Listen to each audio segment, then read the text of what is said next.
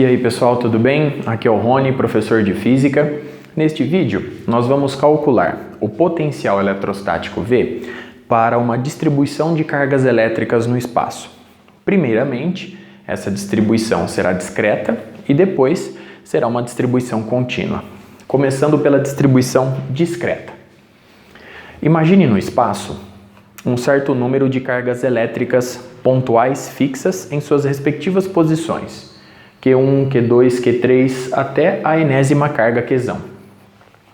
Sendo que cada uma delas está a uma certa distância do ponto P que se encontra aqui. Neste ponto P, eu quero calcular o potencial elétrico total devido a essa distribuição de cargas elétricas. Como o potencial eletrostático é uma grandeza física escalar, eu não preciso me preocupar com direção e sentido. Eu simplesmente vou fazer uma soma de contribuições escalares. Portanto, se eu quiser, por exemplo, calcular a contribuição no ponto P devido à carga Qzão 1, eu vou aplicar a expressão do potencial. V1 é 1 sobre 4π ε0, que multiplica a carga Q1 sobre R1. Perceba que R1, o Rzinho 1, nada mais é do que o módulo do vetor Rzinho 1. Se eu quiser calcular a contribuição no ponto P devido à carga Qzão 2, é só trocar o índice 1 por um índice 2. Então vai ficar V2 igual a 1 sobre 4π ε0, Q2 sobre R2, e assim sucessivamente. E depois eu somo cada contribuição no ponto P, para obter o potencial eletrostático total. Então, Vp vai ser dado por uma soma de todos os potenciais eletrostáticos. Então, eu vou escrever isso da seguinte forma. 1 sobre 4π ε0, pois ele é um termo constante em cada termo da somatória, que multiplica o somatório para I variando de 1 a nzão da razão da carga QI pela correspondente distância RI. Perceba que dessa forma, utilizando essa expressão, eu escrevo de forma mais enxuta o potencial eletrostático no ponto P. E aqui vai uma pequena observação. Dependendo da configuração de cargas elétricas no espaço, dependendo de como isso é apresentado, é importante você determinar, por exemplo, o vetor Rzinho 1, o vetor Rzinho 2 e assim sucessivamente. Porque ao determinar o vetor Rzinho 1, por exemplo, você consegue extrair o seu módulo. E é justamente o módulo desse vetor que entra no cálculo. Portanto, vamos ver como determinar ali o vetor Rzinho 1 e generalizar o resultado para os demais vetores.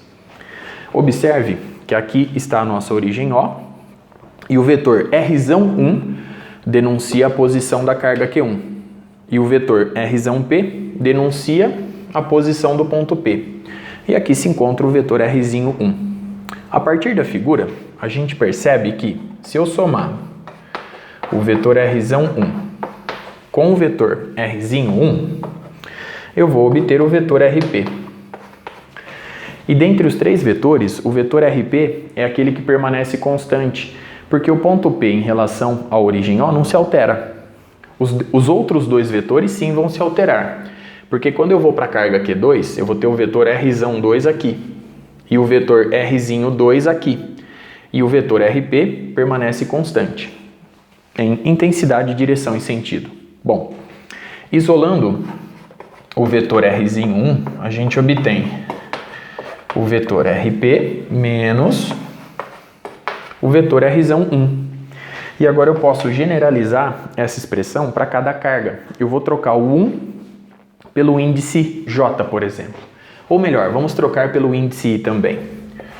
Então, o vetor Rzinho I, referente à carga Qzão QI, é igual ao vetor Rp, que permanece fixo no espaço, menos o vetor Rzão I, correspondente da carga Qzão I. Muito bem, então só para reforçar, é importante saber essa expressão para que você possa determinar Dependendo da configuração de cargas elétricas, o vetor Rzinho associado à carga em questão, para que você possa extrair o módulo do vetor e substituir no cálculo do potencial eletrostático. Muito bem. Finalizada esta análise, vamos imaginar agora uma situação muito parecida, só que para uma distribuição contínua de cargas elétricas. Vamos supor que nós temos aqui uma densidade volumétrica ρ de cargas elétricas. Digamos que a distribuição seja uniforme. Eu vou delimitar nessa distribuição um elemento de volume dVzinho. Repare que agora eu vou usar para o volume a letra Vzinho, o V minúsculo, para diferenciar do potencial eletrostático, que é a letra Vzão, o V maiúsculo. Bom, observe os vetores. Eu tenho o vetor Rzão, que denuncia a posição desse elemento de volume dVzinho e carga dQ. O vetor Rp, fixo, aqui está a nossa origem O, e o vetor Rzinho associado àquele elemento de volume. Bom, se eu quiser calcular a contribuição infinitesimal ao potencial eletrostático total em P, eu utilizo essa expressão na forma diferencial. Então eu vou fazer dV é igual a 1 sobre 4π ε0, que multiplica a carga dividido pela distância, que eu vou chamar de Rzinho. Muito bem. Bom, sendo dV essa contribuição infinitesimal, agora eu posso somar cada contribuição infinitesimal para cada elemento de volume dV e carga dQ em uma posição distinta, na minha distribuição volumétrica, para obter o potencial eletrostático total em P.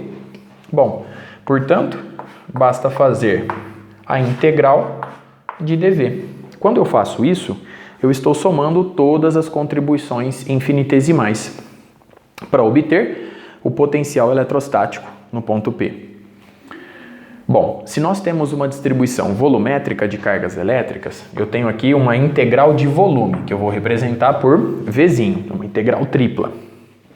Então, nós temos 1 sobre 4π ε0, que é um termo que permanece constante, vezes a integral de dQ sobre Rzinho, lembrando que para uma distribuição volumétrica de cargas elétricas, nós temos aqui uma integral tripla, uma integral de volume. Muito bem, se nós tivermos uma distribuição superficial de cargas elétricas, aí eu vou ter uma integral dupla, e se nós tivermos uma distribuição linear de cargas elétricas, uma integral simples. Muito bem? Revisando as densidades volumétrica, superficial e linear, nós recordamos as seguintes expressões, né? O ρ é a carga por unidade de volume, que se faz necessário em algumas expressões, né, em alguns exercícios. Nós temos a densidade superficial, o sigma, que é a carga por unidade de área. Vamos colocar a área dA. E nós temos a densidade linear lambda, que é a carga por unidade de comprimento.